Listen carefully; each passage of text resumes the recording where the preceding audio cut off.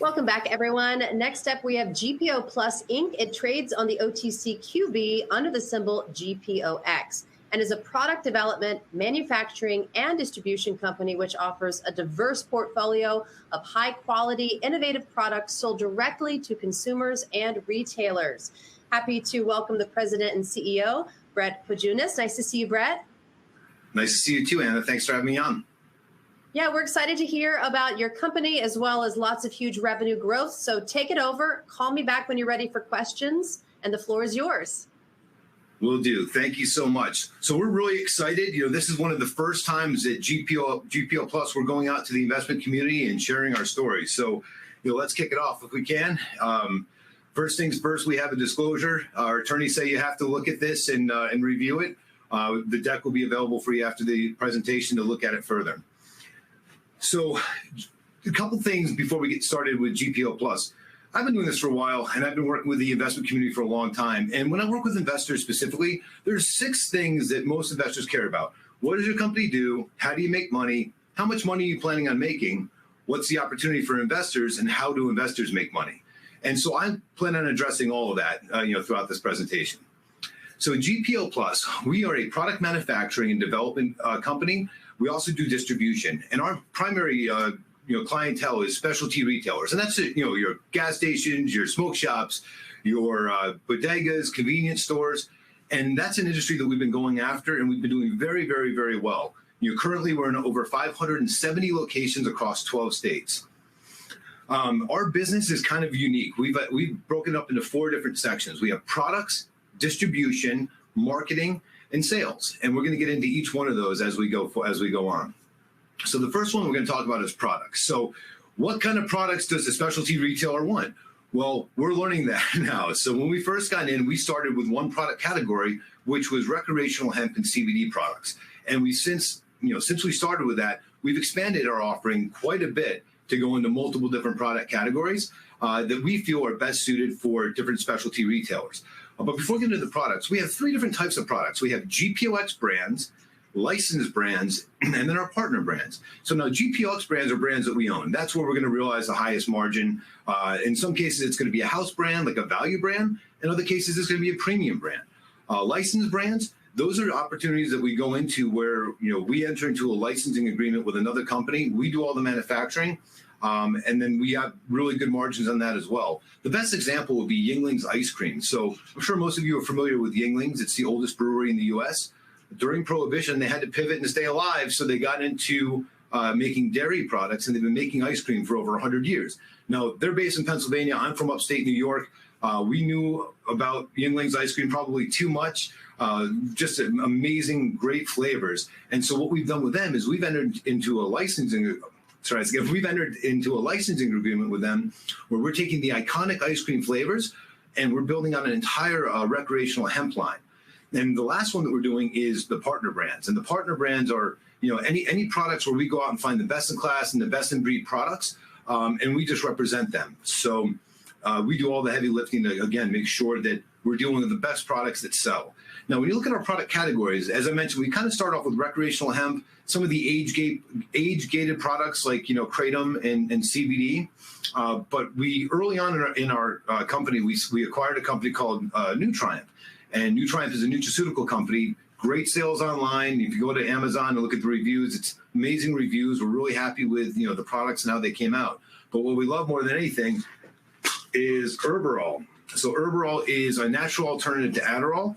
It's a focus and energy type of nutraceutical. But what's really nice about it is if you've ever taken Adderall or Ritalin or Vyvanse or any of those chemically, well, I'll just say prescription drugs, you get the jitters, your teeth are grinding, and some people works great, some people they don't really like that. But with Herberol, you're not going to get that. With Herberol, it's going to be a very mellow, but you're super duper focused and you can get a lot of things done. So throw me a couple of the products if you would. We also have apple cider vinegar. These products are fantastic. Our price points are a lot cheaper than some of the big competitors out there. Elderberry. We have about 17 different products right now, total in SKUs. What's that one? Is that keto? Kerosene. Wish I could tell you what this one does, but I'm not familiar with this one, but when you look at all the different product categories that we're in with New Triumph, we cover a lot of ground, and we're kind of like, I hate to say it this way, but we're in all the latest and greatest, whatever's selling online the most, on all the marketplaces, so like Amazon, Etsy, Walmart, etc. Now with the tobacco, we're really primarily focused on the disposable nicotine vape. So we've teamed up with a company called Mr. Vapor. It's a fantastic product. We have this on the countertop now at about 279 stores and growing. Quite frankly, we never thought we'd be in the tobacco industry in any capacity, nicotine or otherwise. And right now, it is our number one product category by a long shot. So we're thrilled about that. But as we start to increase our product offering, we're also staying very focused on general merchandise. And we don't want to be known as a CBD or a hemp company. We want to be known as a, kind of that last mile that can kind of solve a lot of problems for our customers. Now, the way that we've been working, which is kind of unique, is we do, again, you're going to hear me say this multiple times, but we do all the hard work. We look at all the data and we make data-driven decisions. When we put together our product mixes, we want to take all the guessing out of, the guesswork out of, ordering. And so we basically developed a line of products. So we have the Feel Good Shop Plus, that's currently in 470 stores. That's a product mix that's well curated with all the top selling recreational hemp and CBD products. The Nicotine Shop, which is the Mr. Vape, which I just shared with you, that's 100 sticks display case on the counter, so it's right next to the cash register. One of our biggest customers is called Yesway Allsup. It's the 12th largest convenience store chain in the country, 455 locations and growing. And there's a new concept that they recently launched that they're excited about and we're excited about called Allsups Express. And if you look at the behind the counter image, we're literally right behind the cash register. We have 1/3 of the whole area. And those are all filled with our products. We're really excited about that. Now, the HBA section, I'm sure, if you've been to a 7-Eleven or a Circle K and you needed like Pepto-Bismol or a 2-pack of Tylenol, that area is referred to as HBA, the Health and Beauty Accessory section. In that section, in some cases, we have, the full shelf. It's a 4-foot long. In some cases, we have multiple shelves. And in there, we're putting all of our, our keto snacks, our wellness products, and our healthy products. And then we have the beverage vault. And so when you look at the products that we represent, sometimes they're just standalone, just like, like an end cap. Other times they're in the cooler. And, even though they're age gated, they're still, they're still in the same area. So we have a lot of different opportunities and product mixes that we can just bring in a plug and play type of matter, again, where we take the guessing out of it. So one thing that I want to spend a minute on is kind of talking about what we've discovered. When we started down this path, we didn't really fully understand, A, what we were getting ourselves into, which we're thrilled that we did, and B, how the industry really worked.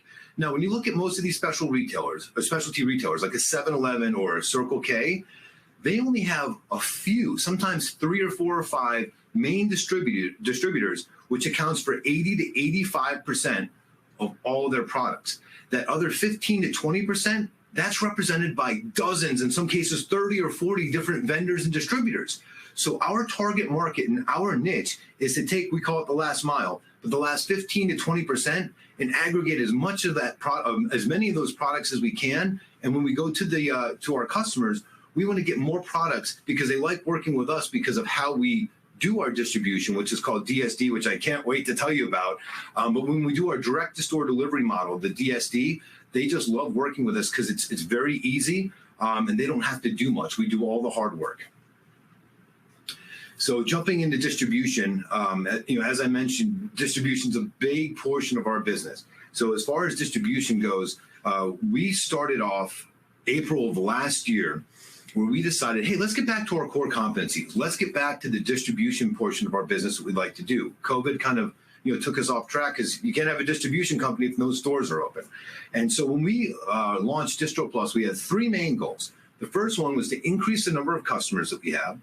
The second one is to increase our product offering. And the third is to enter into an acquisitive growth strategy so we can do a growth by acquisition strategy and scale and grow very rapidly. And I'm very pleased to announce that we've done all 3 of those things. And not only have we done all 3 of those, we've wildly exceeded our expectations. And so, currently now we're in 570 plus stores. We're in over 12 states. And when we got into this business, our first hub was Lubbock, Texas, and Lubbock, Texas serviced the entire area. Now what we've done is we've moved into more of a traditional hub and spoke model. And what that means is we have one regional hub, which services about 1,500, maybe a little bit more stores. And that regional hub also services all of the mini hubs. And the mini hubs, they'll service anywhere between 100 and 200 locations. And what we do is how we determine which market we go into. So whether it was, Des Moines, Iowa, or Dallas, Texas, or Kansas, we go into these markets because we already have an anchor store like a Yesway or an Allsups to go into that space. And then we start scaling out geographically. So it's all contiguous. It's all continuous. And as we start to grow, we're starting in the Midwest and the central part of America and going east and west. And so right now we have about 4 more markets coming online. We've got Austin, Texas. We've got Albuquerque, New Mexico is going to be a big one for us. Houston's on deck. And so we're pretty excited about our growth. But what's nice about doing the mini hubs and the regional hubs is it's very controlled growth. And that's so important when you're in a growth stage because, myself and the other, officers of the company, we're like, go, go, go, go, go, sales. But when you have it with a regional hub and a mini hub model, it's very, very controlled. And so you're not going to grow too big, too fast. And of course, we've already made some mistakes, but nothing detrimental. And we're only going to get better at it with each hub that we launch. So now the DSD. So let's talk about this. I want to go back to the specialty retailer slide that we were talking about, where there's only a couple main distributors that represent, 80, 85% of all the products in the store. Well, here's how most of them work. Not all of them, but most of them. They will literally just drop a pallet off in the back of the store. Now the onus is on the store manager and workers to take it apart, enter it into the system, like do a full inventory, and then stock all the shelves. And then once everything gets low, then it's their job to then reorder.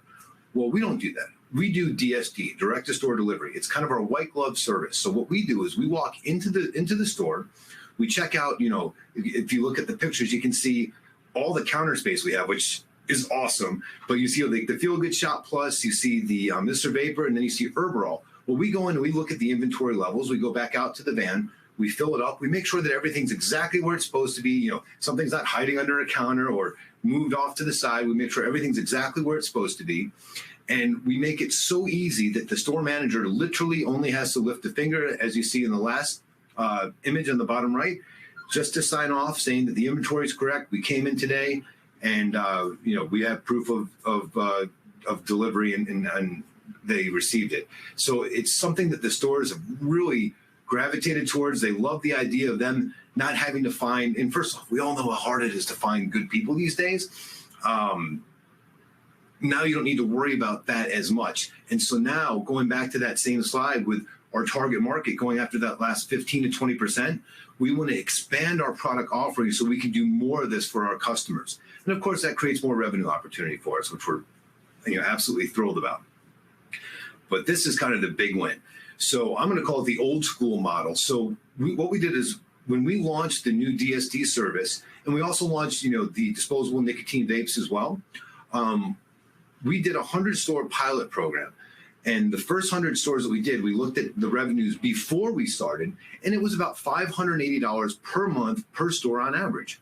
Well, after we launched the DSD model and added a few more product categories, we took that from $580 per month on average per store to over $2,120 per month per average per store. So that's a big jump of 365%. And we know that number is only going to go up as we get more efficient, as we increase our product offering, and quite frankly, as we start to generate our own traffic and drive traffic to the stores that we're in. So we're pretty excited about that number. Moving on to marketing. The next two things we want to talk about, I could literally spend all day, but what I learned a long time ago is what's important to me is not necessarily important to the investment community. But with the marketing, don't think of it as a traditional marketing aspect. Of course, we're doing all that. And when I say traditional, I mean traditional. We've done newspaper, we've done radio ads, we've done food trucks, county fairs, especially in the rural areas that we are in Texas. So we've done some of the really traditional, but even now, I guess traditional marketing would still include, pay-per-click ads, pixeling, retargeting, remarketing, and we're doing way more than that. One of the things that we're going to talk about later with GPOX Labs.ai is we've developed a piece of technology called MSRP. It serves two functions, but right now for the marketing function, MSRP stands for Multiple Site Replicating Platform. And what it is, it's built on the mean stack. I won't get all technical, but it's built on the mean stack and it's headless commerce. So what that means is we have one centralized database where we have all the information. It could be any product that we have with all the pictures, any of the COAs that we have, product description, pricing, size, color, etc. And we store that in one spot. And then we can launch hundreds, if not thousands of websites under what we call, well, not we, this is an industry term, it's a long tail SEO, meaning we go out and we look at what the global searches are for a specific product or a flavor or something of that nature. We go and secure the domain names. We can launch a website and launch it literally overnight, fully search engine optimized, and then those sites would act as either feeder sites or primary sites for our main direct-to-consumer play. And so we're really excited about MSRP and that feature doing the headless commerce. Now, sales, we've broken up our sales into three main categories. We have our inside sales team, our outside sales team, and our digital sales team. So the inside sales team, those are the people who are making the outbound phone calls. They're very knowledgeable about our products, and they're calling all their customers and their accounts just over the phone. By the way, everybody goes to conferences and conventions. We make sure the whole staff goes there, the whole team, because it's one of the best opportunities for us to really get into that industry. We'll be at NACS in October. We were at Champs. We're at ASD. So we all do that as a team effort. But outside of the conferences, conventions, and trade shows, so the inside sales, they work the phones. The outside sales team, they service customers by going door to door. They literally go out and visit the clients. They anticipate their needs. They drop off new products, new product offerings that we have. They let them know about specials, and that's one of the best ways to scale up. And then our digital sales team, we have a very knowledgeable staff that understands digital marketing probably better than most. And some of the strategies and tactics that we're implementing now, it's Star Trek stuff. It's unbelievable the stuff that we can do now. And even though that hasn't been a primary focus for the company, it will be moving forward. And when I say it will be, it's currently right now, real time, we're getting started with that. So now on to GPOX Labs. So GPOX Labs is quite possibly one of my favorite projects. But again, I like to geek out on this stuff. The purpose of GPOX Labs is to power GPO Plus and all of our divisions and all of our special projects, even the ones that we don't talk about until they're launched. And that's where we have basically, as I mentioned, it's powering all the technology for the entire company. And that's not just like one-dimensional. It's pretty much everything. We talked about MSRP from a marketing standpoint, but MSRP also has another purpose, which is the ordering system. So now, as you know, we're a publicly traded company. We have to be, up to speed with all the revenue recognition and ASC 606. And so we developed this software to make it so simple that anyone can use it, whether it's a customer logging in to reorder or order for the first time, or if it's somebody that's out in the field or on the phone, they put the orders in and we check all the boxes. So our auditors are always going to be happy with us because we have all of the information readily available. That's the brains for the entire operation. So it really serves, like I said, two purposes. But other than that, whenever we do any type of experimental marketing, or if we wanted to, just do anything that's relatively new and tech driven, it starts in GPOX Labs.ai and it moves out of there to its own division, or it stays there and will stay there, in perpetuity. But I really do love, geeking out with the technology and staying on top of things. We've had a lot of wins, and even though we're a young public company, I think over the last 2 years we've been able to do a lot of really awesome things. I mean, notably, we acquired Betterment Retail Solutions. That was a big win for us because that helped us jumpstart our distribution and our Distro Plus division. But I think that, one of the main things I want to talk about is really our revenue component, because when we made the pivot from, pre-COVID to distro, it was kind of scary because we were doing okay revenue wise, but we knew that, what we were doing in the healthcare industry was eventually going to, fade away. And it has. And I think we made the right decision. But as CEO of the company, it's tough when you're generating a couple $100,000 a month in sales. You have to cut it off and get back to your core competency and just hope that it works. And it has. So we've shown, some pretty significant growth over the last, couple quarters. We're on a pretty funky fiscal year. Our fiscal year starts May 1st, ends April 30th. And so our third quarter into fourth quarter, we increased by over, I gotta put my glasses on, I apologize. We increased, I don't have the percentage, over 320% in our fourth quarter versus third quarter. So we went from 102,000 in revenues to 430,000 in revenues. And then last quarter, which we just reported on, we did another 101% increase quarter over quarter growth. And we went from, 430,000 to over $865,000. And that number is just going to get bigger and bigger and bigger and bigger. And, we're beyond excited. What we're not excited about right now is the margin aspect, but our margins are getting better by introducing our products that we, like we talked about earlier with the GPOX brands, where we have a much higher margin. But other accomplishments are, we launched GPOX Labs. We're excited about that.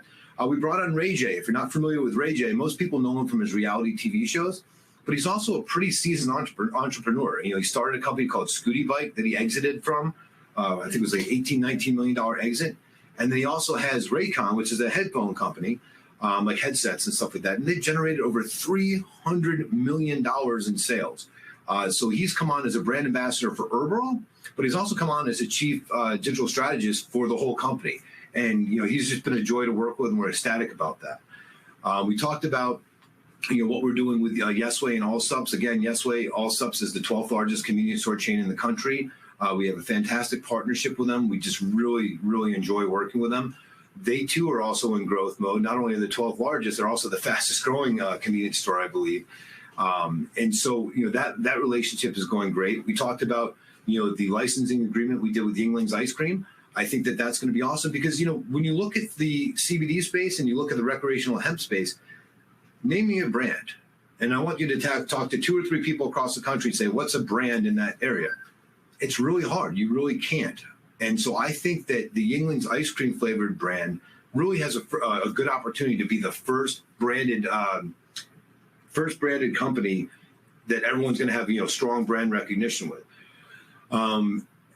Other than that, we talked about New Triumph. We talked about Betterment Retail Solutions. And then also with SurgePays. Sorry, I forgot to turn my phone off, people. With SurgePays, Surge is a NASDAQ company. We know them very well. We work with them in a couple different capacities. But they have a couple really, really great fintech products that are just made perfectly for some of our specialty retailers. A couple examples. One is the ACP, the Affordable Connectivity Program. That's where people can sign up and get free internet.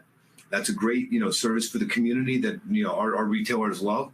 And plus, it's a revenue stream for us. But there's a lot of other things from, gift cards to mobile top-ups that we're really excited. We're just now beginning to explore, how we can really work together. On top of that, they also have a marketplace where they sell their products, not their products, but other people's products to 8,800 plus vendors that have signed up. And we're working with them to get all of our products on their marketplace. And that's going to be a big win for us. So why now? Why is now a good time to get involved with GPO Plus? Well, as I mentioned earlier, we're just now starting to communicate with you, with the investment community. And so you have a first mover advantage right now while we're still severely undervalued. So, I really encourage you to please become a shareholder, pick up some shares, get on, put us on your radar, watch our growth. We've got a pretty serious plan and we've got a great team to pull it off. But when you look at the overall opportunity, I think that the niche that we're in, it's competitive, but not that competitive on a regional basis. It is on a national basis, but we've been able to really, penetrate the market, get our foot in the door, and that has opened up so many more opportunities for us. Plus, as I mentioned, we haven't even touched the direct-to-consumer model yet, and once we do that, that's where we realize the biggest revenues and the biggest margins, rather. So we're very, very excited about that. And then when you look at the credibility, there's a lot of fly-by-night, people in our space. We're publicly traded. We have a great seasoned team. And we have a lot more credibility. And plus, on top of that, unlike a lot of the other guys, we have a lot of data. We can tell you how much each SKU sold in each store, determine trends, and we give that information right to our customers, and they're thrilled. So, I think that there's a lot that we bring to the table, but the biggest thing is really that once we start telling people our story, you're not going to have this opportunity to buy the stock this low probably ever again, hopefully. So, other than that, I'm going to open up for questions. But before I do, I wanted to know, are you a shareholder yet? Have I done a good enough job, explaining our company and the opportunity to you? If not, please go buy some shares And if you still need some additional questions, now's the time. So if you have any questions that you'd like to ask, hopefully Anna will come back and she can field some of them for us. Great job, Brett. Yes, we need more time because we got so many questions for you. Really great presentation. Let's talk a little bit about your senior team. Talk about who you have on your team and what their expertise is. Yeah, absolutely. So, when you look at young companies, one of the most important things is, who's on the bench, who's your management team. So I'll start with myself. So I've been involved in the public markets in multiple capacities for the last 20 plus years. I've run public companies. I've done investor relations. I've got a background in politics. I was chairman of the Libertarian Party of Nevada for 3 terms on the Libertarian National Committee. And why that's important is because since we're in some of these age-gated industries like CBD and hemp specifically, I really understand the legislative process. I keep my finger on the pulse so we can see what's coming down the line, whether it's a regulatory at the federal level or at a state level. And so that helps out a lot. But I'm thrilled to be leading the company and bringing all my experience. We've got Joe Giacone, who's normally with me on these types of interviews and presentations, but he's on a plane right now. He was meeting with another potential big customer that we're hopefully going to start working with. He's got a great pedigree. He has a lot of international business, starting with Singer sewing machines in Mexico and then in Spain. He worked at Belkin. He helped grow, the Americas, Latin America, North America, and all those sales. He started a company called Tech Armor. Tech Armor is similar to Belkin insofar as that it does, screen protectors and, chargers and cases. And he sold over 25 million units on Amazon. So he really understands the digital marketing game. And as you go down, we've got Dorsey Sparks, who's just been fantastic. Dorsey runs all the distributions. He's been doing a heck of a job down in Lubbock, Texas, and managing all of our hubs and all of our regional hub and all of our mini hubs. We've got Kiernan Nevitt, who comes in most recently from Duluth Trading Company. If you know that company with the crazy commercials, she managed a $120 million business unit there. She did a great job. She comes in from the data analytics side as well as the merchandising and merchant side. So it's great to have somebody of her pedigree as well on the team. I could keep going on, but we've really put together what I think is a very well-rounded team. And I think that as far as the senior management goes, we don't really have many gaps right now. Now we have a lot of Chiefs and no Indians, so we got to start filling it in. So I'm really excited about how this team is going to work, moving forward. Sounds good. Question from Kinsley Romero. Kinsley wants you to talk about your logistics from manufacturing to labeling, white or other, to the store shelves. So I mentioned Kiernan Nevitt. So she's come in and helped us out dramatically.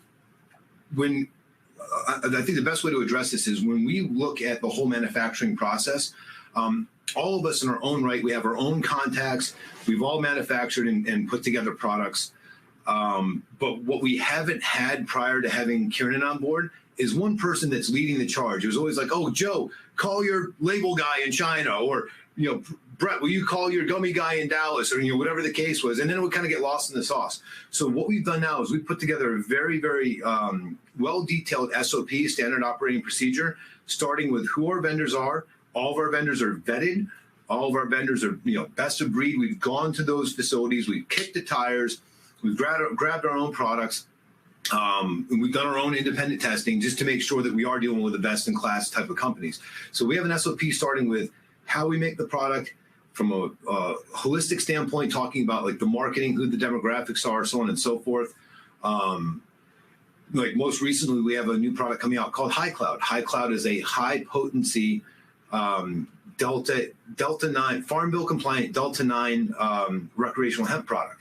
And we're going for, a value brand. So we're bringing the cost down and the dosage up. And so we saw that there was a big need in the market to have a value brand that was a little bit cheaper, but still had the effects that people wanted. We have a product coming out called Date Night. Date Night is a male enhancement and a female sexual enhancement gummy. We did a little bit of market research. We have 2 brands for that. One's DTF and the other one's called Date Night. DTF was a little bit too loud, if you will, for some of our customers. So we have an alternative, which is date night. That's rolling out now. So to walk you through the process, we don't really do white label per se. Most of the stuff we do is custom formulated. Of course, we do have some white label products, especially in the nutraceutical space. But we start with everything with it. What's the packaging? Who's the demographics?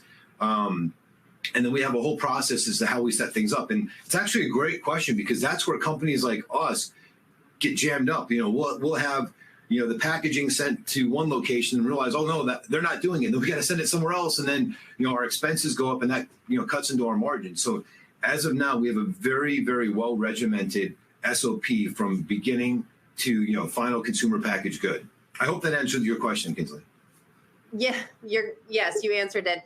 Just due to time, we're going to have to close, but I want to give you some time to give us some final remarks. So closing remarks from you, Brett.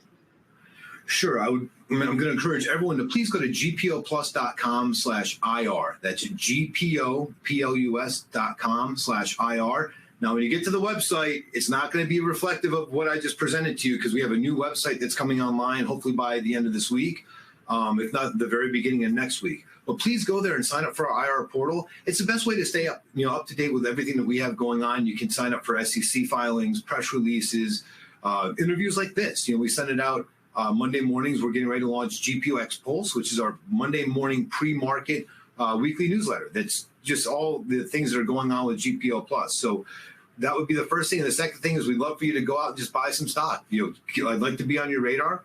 And follow our progress because we're gonna have a lot of fun as we continue growing and building out this company. Absolutely. Well, fantastic presentation, and we'd love to have you on in the future with some updates. Absolutely. Thank you, Anna. Okay, thank you, Brett. All right, stay with us, everyone. We'll be right back with our next presenter.